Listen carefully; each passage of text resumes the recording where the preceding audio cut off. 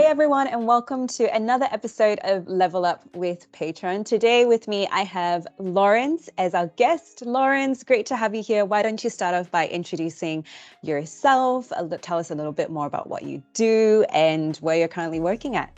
I'm Lawrence Petruzzelli. I work at MDB Taxation and Business Advisors, which is a family accounting firm. It's actually my family, so I'm in a senior management position and in the process of eventually taking it over as well. I actually originally started in technology and engineering, but just had a bit of a shift in career plans just because my main focus is business. I just love helping businesses, so now I'm here. So Lawrence, tell me a little bit more about how you nurture your team at your accounting firm. Is there any strategies you use or leadership tips that you've picked up along the way? Yeah, so the main thing I'd say is to lead by example. I can only take the team as far as what I have been, which means that I always have to show up as my best self. I always have to be growing.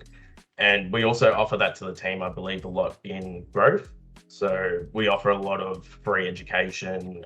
We encourage a lot of our staff to go to different events, if it's roadshows, conventions, just to really help with their education. And then the other thing as well is, I believe, like in the hiring process, not to hire someone just because their credentials are great on paper, but to actually hire someone that will be a good fit for the team. So I believe more in mindset and people skills when hiring and making a team, because our team, at the moment, we're very fortunate, work really, really well together. Everyone gets along really well and the culture's really good. And I think that creates an environment which really nurtures the staff. And along with that, we provide opportunities for our junior staff to grow and develop and actually get moved into senior positions if those do become available as the firm either grows or if someone decides to move on rather than trying to replace that person, we might move someone else up into that role. So there is that career development aspect as well, along with the main sort of offers that a lot of firms have now around blended workplaces and giving our staff opportunity as well. We've recently have gone multi-location, so we give the staff opportunity to travel to Queensland if they want to work from there.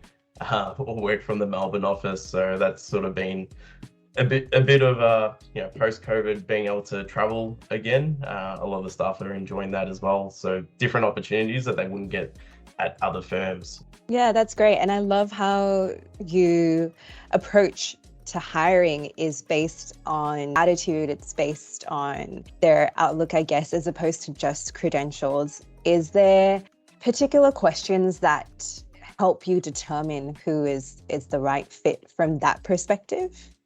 Yeah, I'd probably say asking a person what their future plans are and just see where they're going, see what they want long term, and then asking them how they're taking responsibility about going about that. I generally find that if I follow it up with like, okay, what are you physically doing or how are you taking responsibility, it says a lot about their character as well. What's some strategies that you use to stay motivated and maintain a healthy work-life balance? Because sometimes it can get really busy working in the industry that you guys are in. So yeah.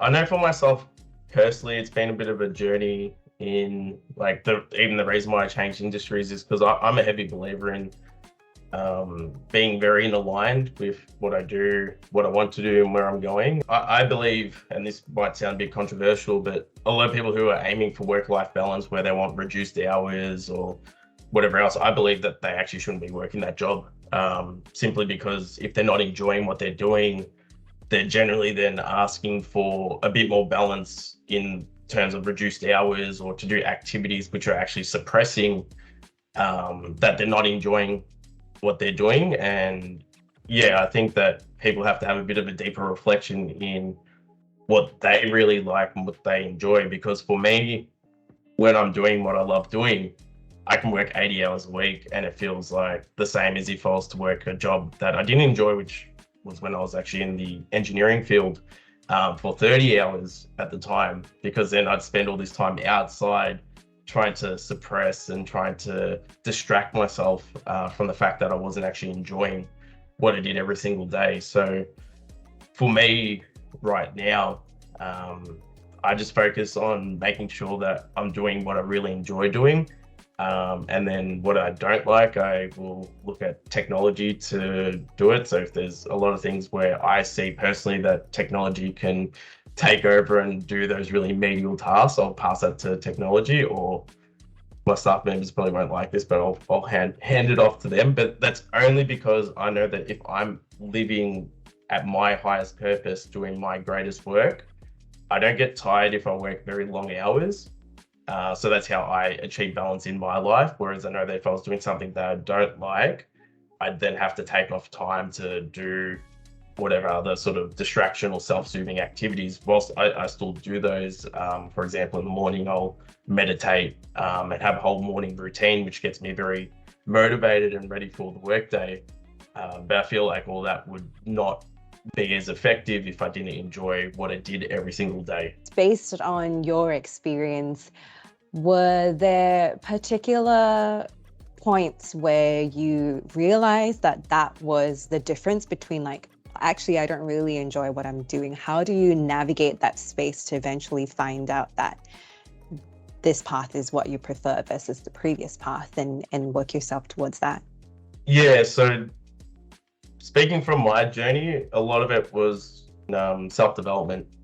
When I started really pushing myself outside of work, really introspecting, working with amazing people, that's when I started to really realize where I was going and start to learn what I enjoy. And also in that journey was giving myself permission to say, it's okay to pick what I want to do.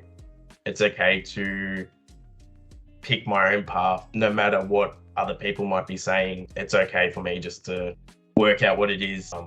When I sort of looked in through the whole self-development journey that was going on, it was like, well, why am I doing like this habit here, which is not pushing me towards my goals? Why am I feeling very tired all the time?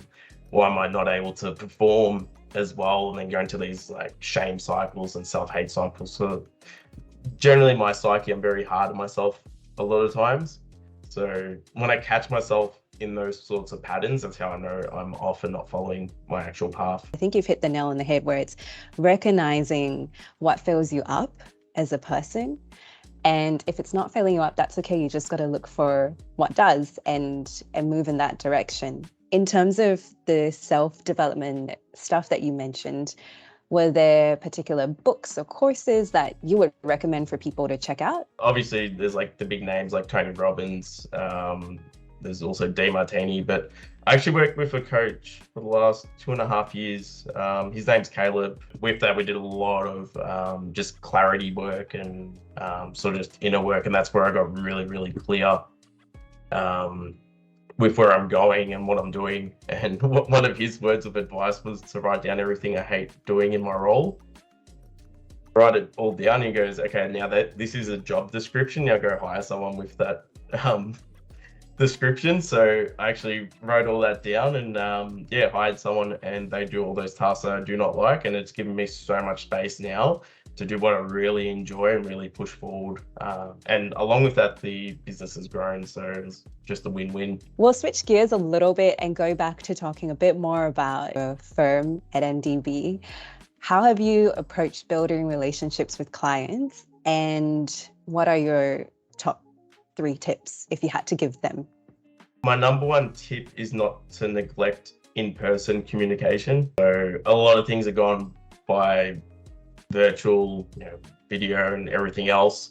I've noticed that it depersonalizes still a little bit. So I'm just trying to buck that trend. I think that if I can create space to really serve my clients, making the effort to go travel to different places and meet them in person, catch up, do all those sort of social things that might have been missed over the last couple of years. Because at the end of the day, like the way we're positioned is we're not I've heard the analogy of like a sausage factory. It's not just input then output. For us, it's very relationship based. So I think number 1 is definitely in-person communications. The second part is just having really clear communication as well, regular updates for our clients so they know that we're actually looking after them. Remove sort of the whole model of seeing a client like once or twice a year, getting their tax return done, and then here's the bill, here's how much tax you got to pay, and off you go. I believe that model is either dead or dying. So just having really good communication and just a high level of service, even if it's just a quick email to say, hey, haven't heard from you in a while, how's things going, how's business going? Because you never know, like they might have something that's up and they just want to chat to someone about it. Or I've done it before, just saying, hey, how are things going? They're like, oh, actually, I'm looking at buying X, Y, or Z. I was going to put it in X structure, and I was just like, hang on, let's redo this. So I was lucky that I just sent that email just saying, hey, how's things going on in your life? Then finally it's like, don't forget just the small courteous things, like send them an email on their birthday, or if it's a really good client, give them a call and just say happy birthday. Like just those little soft, small things, knowing that you're thinking about them. I sort of related to love languages, but it's like, so it can even be like words of affirmation, or what I do as well, especially with accounting being very referral based, is I've got a lot of clients that will often refer other clients. They get a handwritten note just saying, thank you, I appreciate the referral in the business. And generally what I try to do is remember what that client likes. So I've got one client, he loves drinking whiskey. So he referred me another client, which was a very valuable client. So I sent him like a whiskey loot box with a handwritten card there saying, I appreciate the referral. Thanks for that. Awesome. So we like to do this thing on the show where we get the previous guest to ask our next guest a question. And so I've got a question from Craig, and he would like to know, what does your practice look like in 3 years, and how are you going to get there? Yeah, so I see it as very much growing the multi-location that I mentioned earlier. So I'm actually in Brisbane. It's just sort of myself at the moment. So my 3-year goal is to grow and actually hire and have a proper location up here rather than just a little share office type deal. So I really want to grow that footprint, and also just keep having a really good team.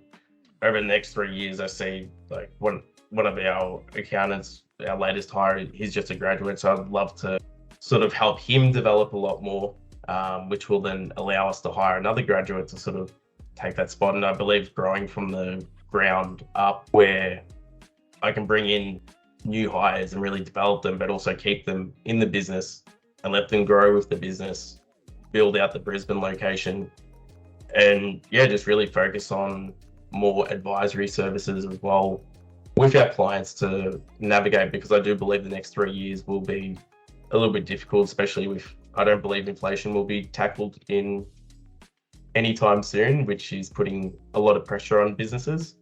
But I believe that using technology and other methods as we grow, we can help our clients grow and navigate all that, be sort of the outliers over the next 3 years compared to some of the larger businesses, which I believe will have a rough time. Thank you so much for coming on to the show today, Lawrence. It was great having you as a guest, sharing a bit more about your journey and your insights. If people wanted to know more about yourself or more about MDB, where can they find you guys? Is LinkedIn the best place, or, going to the website? Yeah, I'd say LinkedIn being really good, especially to get a hold of myself.